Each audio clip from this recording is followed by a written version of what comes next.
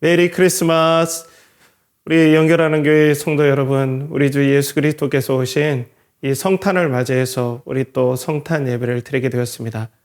오늘도 주 예수 그리스도께서 오심이 우리 영혼의 기쁨이 되고 또 만족이 되고 감사가 되는 그런 복된 시간이 되길 간절히 축복합니다. 오늘도 이렇게 제가 좀 복장도 바꿔봤어요. 그래서 우리 주 예수님께서 오신 날을 우리가 기뻐하면서 함께 또 감사와 영광의 예배 드리기를 소원합니다. 함께 우리 기도하겠습니다. 하나님 아버지, 오늘 주 예수 그리스도께서 오신 이 귀한 성탄을 허락하심을 감사합니다. 이 복되신 우리 주 예수 그리스도, 우리 주님이 아니면 우리가 어찌 생명이 있겠고, 또 우리 주님이 아니면 어떻게 우리 하나님과 화해가 있겠고, 그 비참한 죄에서 어떻게 우리가 구원을 받겠습니까? 우리 복되신 주 예수 그리스도께서 영원히 참 사람으로 이 땅에 오신 이 복된 은혜를 우리가 잊지 않게 하시고, 또 예수 그리스도를 더욱더 사랑하며 또 보내주신 우리 하나님 아버지의 그 하나님을 더욱더 사랑하는 우리 연결하는 교회 성도들 되게 하여 주시옵소서. 오늘 이 말씀을 주님께 의탁합니다. 말씀을 전할 때 성령께서 감화 감동하여 주시고 말씀하여 주시옵소서. 존귀하신 예수 그리스도의 이름 받들어 기도하옵나이다. 아멘. 자, 우리 옆 사람에게 한번 우리 성탄 인사 한번 해보겠습니다. 우리 교회 이런 거 잘 안 하는데 오랜만에 한번 옆에 우리 아무도 안 계시다면 뭐 우리 화면을 보고 해 주셔도 되고요. 우리 옆 사람에게 한번 인사해 보겠습니다. 자, 먼저 다른 첫 번째 분에게 자, 메리 크리스마스. 자, 메리 크리스마스. 또 다른 사람에게 한번 안 해본 사람에게 인사해 보겠습니다. 메리 크리스마스. 자, 메리 크리스마스. 자, 이 즐거운 우리 크리스마스, 왜 우리가 이렇게 즐거워야 되겠습니까? 그것은 바로 우리 주 예수 그리스도께서 왕으로 오셨기 때문에 그렇습니다. 오늘 말씀의 제목이 뭐냐면 평강의 왕이 나셨도다입니다. 평강의 왕이 나셨도다.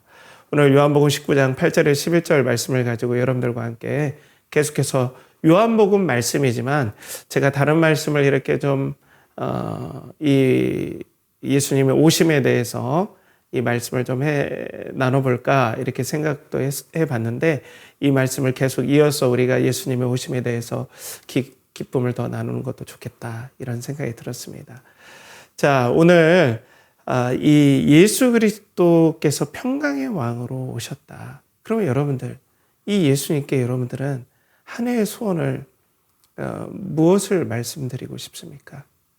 여러분들은 우리 초등학생들도 있고 또 초중 고등학생 전부 다 있는데 여러분들은 어떻게 이 한 해 동안의 소원들 앞으로 2024년이 오는데 무슨 소원을 여러분들은 좀 아뢰고 싶나요? 제가 그 금년 2023년 새해에 이 통계조사한 것들을 봤어요. 헬스조선이라는 데서 새해 소망이 무엇인가에 대해서 이렇게 나왔습니다. 국민이 2023년을 맞이하면서 뽑은 1위, 새해 소망은 건강으로 나타났다. 2위는 경제적 자유, 3위는 행복이었다. 연이은 취업, 여행, 목표 달성, 평범한 삶, 성공, 경기 안정, 체중 조절, 국가 안정 등이 상위 키워드로 확인됐다. 그러니까 제가 보기에는 이 별로 2024년을 통계 자료로 해봐도 순위는 많이 변하지는 않을 것 같아요. 건강, 경제적 자유. 왜냐하면 건강해야 경제적 자유를 누릴 수 있으니까. 또 경제적 자유가 있어야 건강도 관리되니까. 어떻게 보면 당연한 것 같죠. 그러면 우리 신앙인들의 소원이 보통 어떨까요? 우리 신앙인들의 소원을 우리가 한번 통계로 작성해 보면 좀 어떤 결과가 나올까요? 어떨까요? 우리 신앙인들은? 똑같습니다. 제가 이제 사역을 할 때 교구 기도 제목을 새해 소원들, 기도 제목들을 다 적어보면 건강, 경제적 자유, 취업이에요. 자녀들 학업. 다 여기에서 거의 99.9%는 다 이 기도 제목에서 벗어나지 않아요. 너무나 기도 제목이 천편일률적으로 이렇게 돼 있죠. 자, 그렇기 때문에 뭐 믿는 자나 믿지 않는 자나 어떻게 보면 이게 당연할 수도 있어요. 그렇다면 여러분, 이 좋은 어떻게 보면 소원을 담뿍 담아서 우리 평강의 왕으로 오신 예수 그리스도께 이 다가오는 2024년이라든지 또 마무리 지고 있는 2023년 이런 소원들을 우리가 아뢰 때 여러분들에게 기도응답이 만약 안 되었다면 여러분들은 어떤 마음이 들까요? 전혀 들지 않았다. 자, 여기에서 우리가 평강의 왕으로 오신 예수 그리스도를 우리가 진짜 그분이 오신 그대로 기뻐하는 건지 아니면 우리 나름대로 무엇을 다른 생각으로 또 어떤 설정에 맞게 내가 생각하는 어떤 하나님이라는 이미지 또 그 하나님이 주시는 축복 이런 것들을 내가 따로 생각하는 건 아닌지 우리가 한번 생각해 볼 필요가 있어요. 자, 내가 만든 신 팀 켈러 목사님이 여기에서 이런 얘기를 해요. 기도에 관련돼서. 당신은 정말 무엇을 위해 살고 있으며 믿는다고 고백하는 신 말고 당신이 실제 신은 무엇인가? 그 답을 아는 좋은 방법이 있다. 기도가 응답되지 않고 희망이 꺾일 때 어떻게 반응하는지 보면 된다. 기도한 대로 되지 않으면 누구나 서운하고 아쉬울 수 있다. 그러나 기도한 대로 되지 않았다고 분노가 폭발하거나 깊은 절망에 잠긴다면 그것이 당신의 실제 신일 수 있다. 제가 오늘도 좀 코가 맹맹한데 이해해 주십시오. 어제 우리 주일 말씀에도 제가 좀 양해를 구했지만 자, 이게 좀 우리에게는 뼈아프고 또 크리스마스를 맞이해서 우리가 좀 말씀을 나눌 때 이런 말씀 싫어하잖아요. 근데 우리 연결하는 교회는 이게 장점일 수 있어요. 그러니까 말씀 그대로 전할 수 있는 또 목사도 누구 눈치 보지 않고 말씀 있는 그대로 그렇지만은 시의적절하고 정확하게 말씀을 전하는 장점이 있죠. 자, 우리가 기도응답이 되지 않았을 때 서운할 수는 있어요. 경제적 자유, 건강, 취업 이게 안 되면 당연히 서운하죠. 그런데 절망하거나 분노하면은 이거는 정말 내가 그 예수 그리스도를 신앙하는지 신앙하지 않는지에 대한 시금석이 될 수 있다라는 상당히 무거운 주제의 내용들을 이 글은 담고 있습니다. 그런데 오늘 본문에 보면 정말 분노한 사람들이 있었어요. 기도응답이 되지 않아서 자기 기도응답과 달라서 분노한 사람들이 있었습니다. 그 사람들이 바로 유대인들이에요.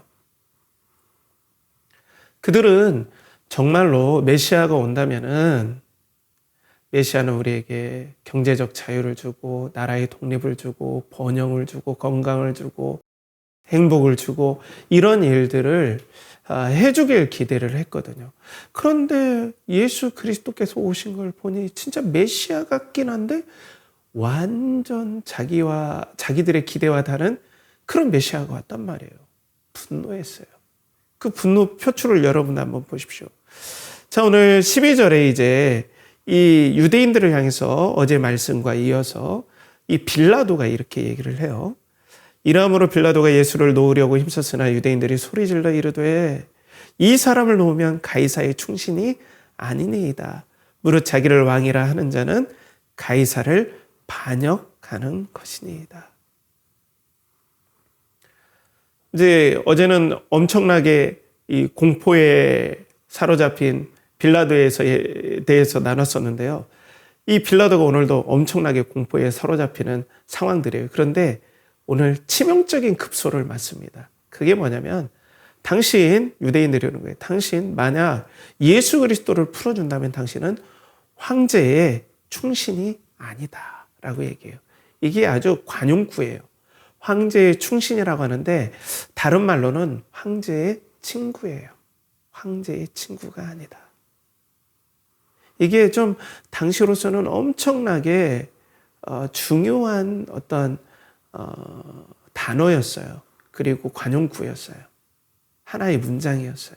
황제의 친구라는 건 당시 식탁을 같이 할 수 있는 사람, 이라는 거예요. 생명을 나누는 관계. 고대에서 식탁을 함께 한다라는 것은 생명을 나눌 수 있는 관계인데, 황제가 이렇게 생명을 나눌 수 있는 너무나 소중하게 여기는 황제와의 친구다. 그런데 자기를 왕이라고 하는 자를 풀어준다? 그럼 가이사의 친구가 아니다. 가이사의 충신이 아니다. 라고 얘기하는 거예요. 그러니까 빌라도가 완전 이제 급소를 맞아버린 거예요. 빌라도의 신이 무엇입니까? 황제를 통한 안정과 평안이잖아요. 그것을 통하여서 가장 끝 서열에서 누리는 안전함과 자유를 누리기를 원했는데, 이제 예수 그리스도를 풀어준다면은 완전히 이것이 박탈될 수밖에 없다는 거예요. 그러니까 절망과 그리고 두려움이 이 빌라도에게 임한 거죠. 그리고 유대인들은 더 분노했어요. 아니, 저자가 우리 왕이라고 하는데 여기 빌라도는 마치 조롱하듯이 너희 왕이다 왕이다 막 이렇게 붙여 세워요.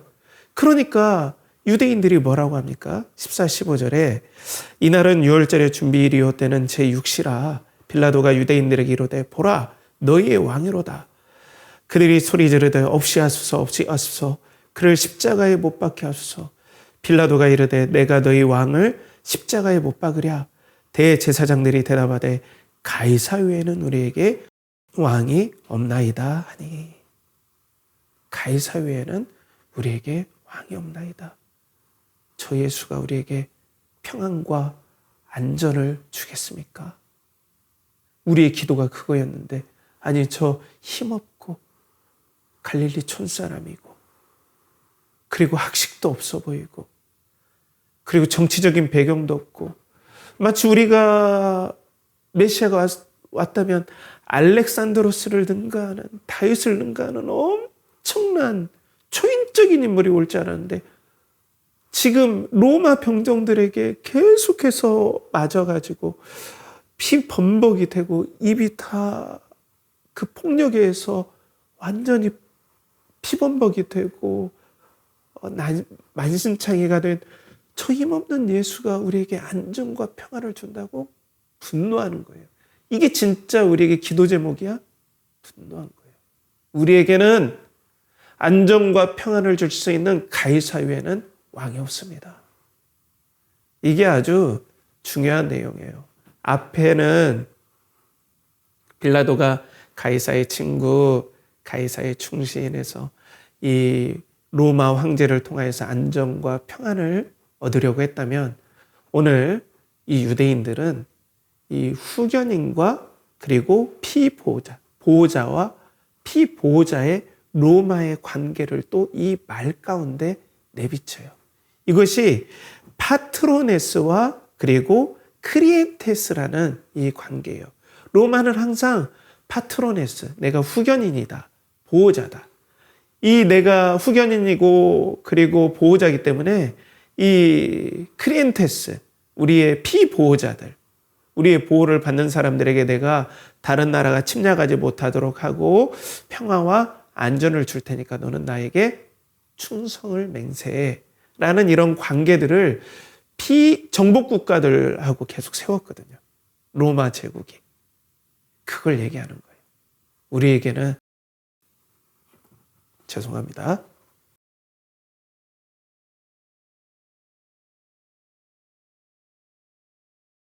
우리에게는 가이사 외에는 왕이 없습니다. 라고 하는 거예요. 자, 이렇게 하면서 이 가이사와 같이, 아니면 가이사를 능가하는 왕이 오셔야 우리가 이야 드디어 왕이 오셨다, 기쁘다, 메시아가 오셨네 라고 하는데, 예수 그리스도를 보니까 너무나 우리에게 평강과 안전을 줄 수 없고 우리에게 경제적 자유라든지 건강을 줄 수 없는 왕인 것 같잖아요. 오히려 우리가 당시에 예수님을 보고 있다면 우리가 예수님 걱정을 해야 될 정도로 너무나 연약하고 힘없는 모습. 자, 그래서 이런 우리가 이 말씀의 맥락을 보면 고대의 문맥을 좀 우리가 알 수 있어요. 우리 신약성서의 문화적 일개 윤철원 교수님이 이런 얘기를 해요.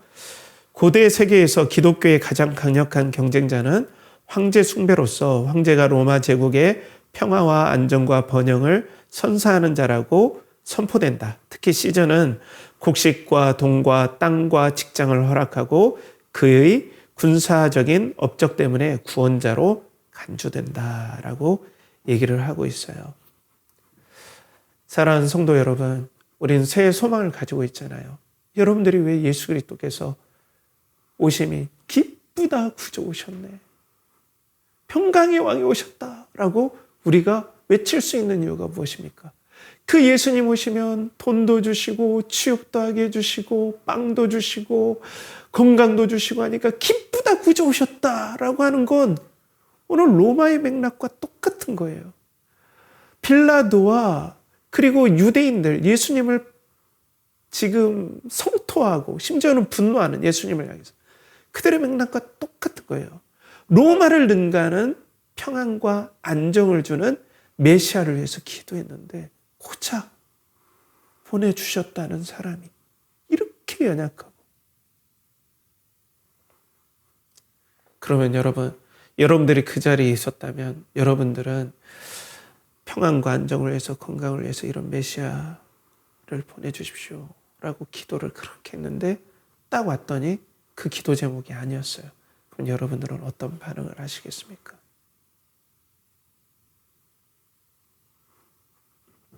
정말 외칠 수 있나요? 기쁘다, 평강의 왕이 오셨다. 자, 이걸 우리 오늘 본문은 예리하게 우리의 급소를, 아픈 곳을 찔러요. 자, 그런데 당시 초대교회 성도들은 이 장면을 보면서 어떻게 고백했을까요? 유대인들의 그 분노 속에서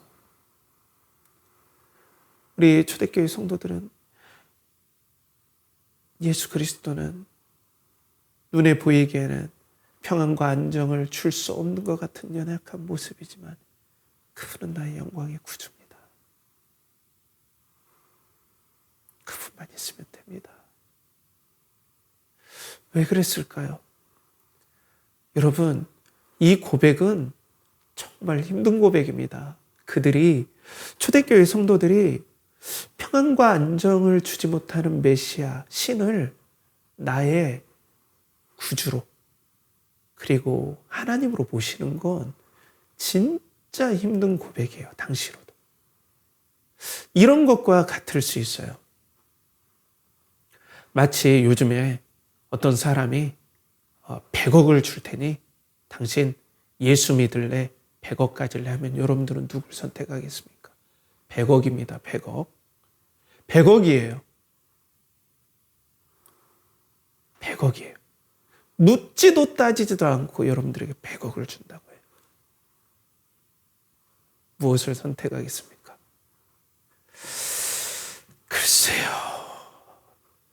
여러분들 쉽지 않은 선택일 수도 있어요. 예수님을 잘 믿는 사람은 이건 아주 무르나 만한 얘기일 수도 있지만,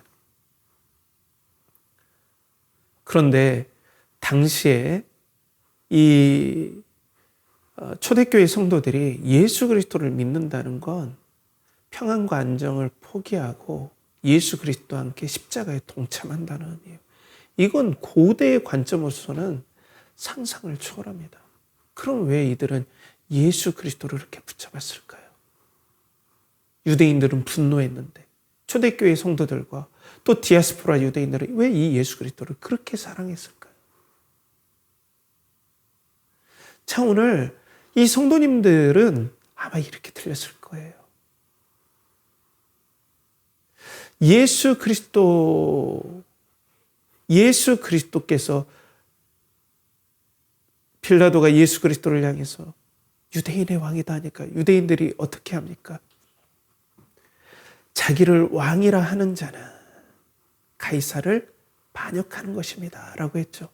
그 말이 초대교회 성도들한테는 어떻게 들었냐면 내가 하나님을 반역한 죄인입니다. 내가 그 살아계신 존귀하신 하나님을 내가 반역했습니다. 완전히 사랑해 주시고 진실하신 하나님을 아담과 함께 반역한 제가 그 반역자입니다. 제 안에 그 죄가 꿈틀거립니다. 어떤 것으로도 해결할 수 없습니다. 그리고 유대인들이 분노해서 예수님을 향해서 어떻게 합니까? 없이 하소서, 없이 하소서. 죽이십시오, 죽이십시오. 그 말이 하나님의 진리가 이 죄인을 향해서 냉정하게 죄인은 정녕 죽어야 된다. 죽어야 된다. 이 죄가 얼마나 비참한지를 그 초대교회 성도들은 알았어요. 하나님과의 관계에서 하나님의 그 너무나 좋으신 하나님께 갈 수 없고 하나님 앞에 그 좋으신 하나님의 죄를 원수처럼 원수로서 심판하셔야 된다는 사실이 그들에게는 엄중하게 다가왔어요. 비록 유대인들이 분노해서 했던 얘기지만 그들은 마치 자기가 죄인이 되어서 내가 그렇게 없이 되어야 되고 그리고 십자가에 못 박으소서. 저 진노, 저 저주 내가 받아야 될 것인데 오늘 누가 대신 받습니까? 바로 6월절의 어린 양이신 오늘 14절에 이날은 6월절의 준비일이라고 오늘 본문이 말씀하세요. 내 대신 어린 양의 피가 발릴 텐데 저거 내가 받아야 될 저주인데.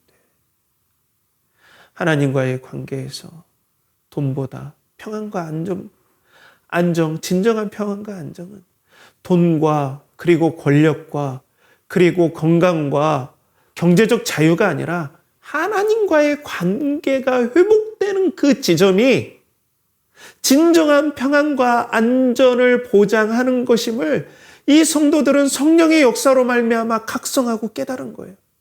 저거 내가 죽어야 되는데 제가 저 죄로 말미암아 내가 이렇게 비참하게 되고 저 죄로 말미암아 우리 인류가 비참하게 되고 하나님과 원수되었다라는 이 비참한 공포들이 그들을 사로잡았고 유대인들의 외침이 마치 죄가 그리고 하나님의 공의가 그들을 향해서 없이 하소서 없이 하소서 하는데 예수님께서 그 자리를 우리 대신 박차고 나아가셔서 십자가의 저주를 짊어지는 그것을 보면서 우리의 왕이 오셨다. 나를 살리러 왕이 오셨다. 진정한 평안과 안정을 주실 하나님과의 관계를 해결할 왕이 오셨다라고 인정했다는 거예요. 돈도 필요 없습니다. 예수 그리스도 그분을 통해서 하나님과의 관계가 회복된다면 그 어떤 것도 감내할 각오가 되어 있습니다. 라고 성도들이 예수님을 이렇게 믿었다는 거예요, 여러분. 믿는다는 고백이 얼마나 무거운지를 오늘 보여줍니다. 기쁘다 구주 오셨다라는 고백이 얼마나 삶을 묵직하게 드리는 내 삶을 녹여내는 고백인지 오늘 이 말씀에서 보여주는 거죠. 여러분들의 평안과 안전은 무엇입니까? 정말 없이 하소서 없이 하소서 십자가에 못 박으소서 그 소리가 여러분들에게는 여러분들을 향한 하나님의 공의의 부르짖음으로 들리십니까?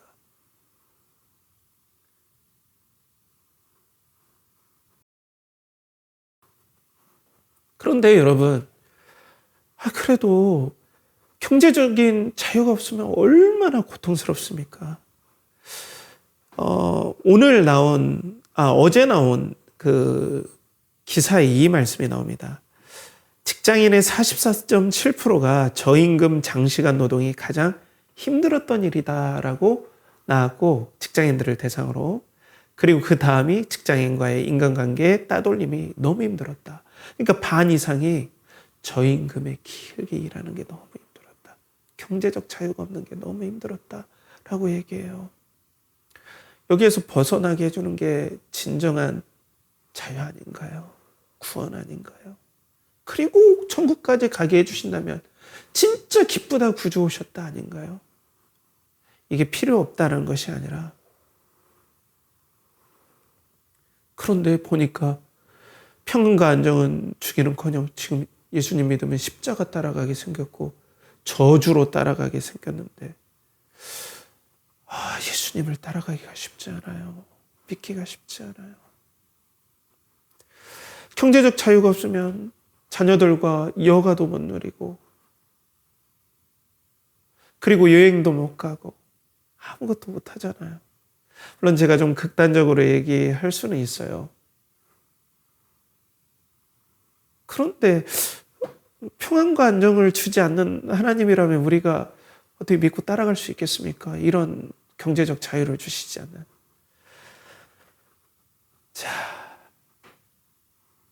그런데 오늘 성경 말씀은 뭐냐면 우리에게 경제적인 부요 자체가 완전히 필요 없다는 게 아니라 하나님 없는 경제의 자유와 건강은 절대 평안과 안정을 줄 수가 없다라고 얘기해요.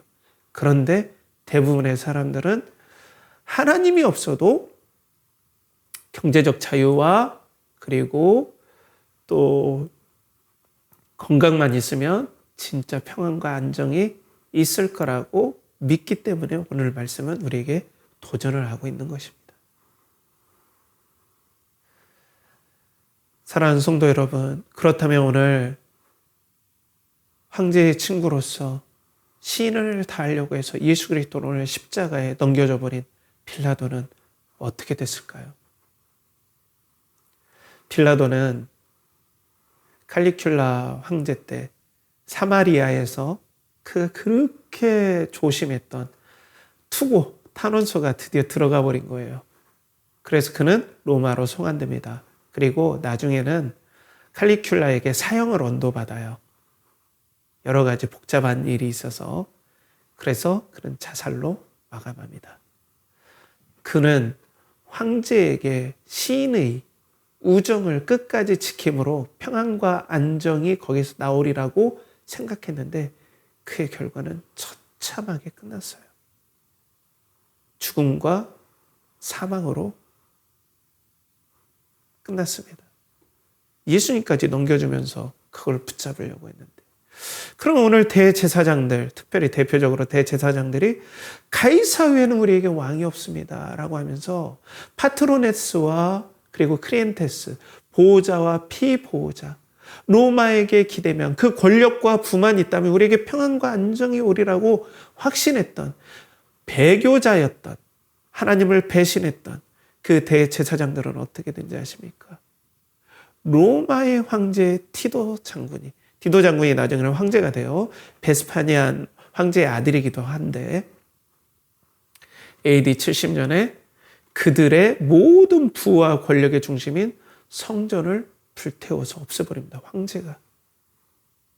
그래서 대제사장과 사두개인 그룹은 그 뒤로 역사에서 발자취를 감춰버려요. 없어져 버립니다. 그들은 황제에게서 평안과 안정이 오고 경제적 자유가 오고 또 부가 와서 그것이 나를 행복하게 해주겠다고 하면서 예수님을 거부하고 이런 평안은 싫어. 하나님과의 관계가 회복되고 그리고 이 죄를 해결받는 이 엄청난 이 일을 버려버리고 부와 그리고 경제적 자유에서 내가 평안과 안정이 있다라고 그걸 붙잡을 때 그 말로는 이렇게 처참하게 망하게 되는 결과를 얻게 된다는 거죠.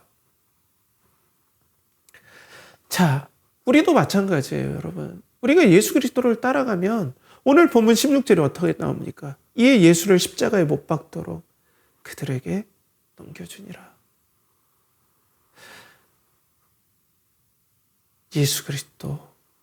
우리 예수 그리스도도 끝까지 하나님께 충성하고 평강의 복음을 전했지만 그 말로가 어떻게 됐습니까?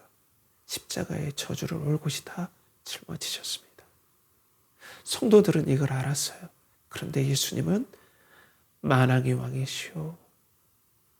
그리고 그 예수님의 오심이 기쁨이고 그 예수님을 따라간다는 것이 너무나 기뻤어요. 이 예수님이면 됩니다.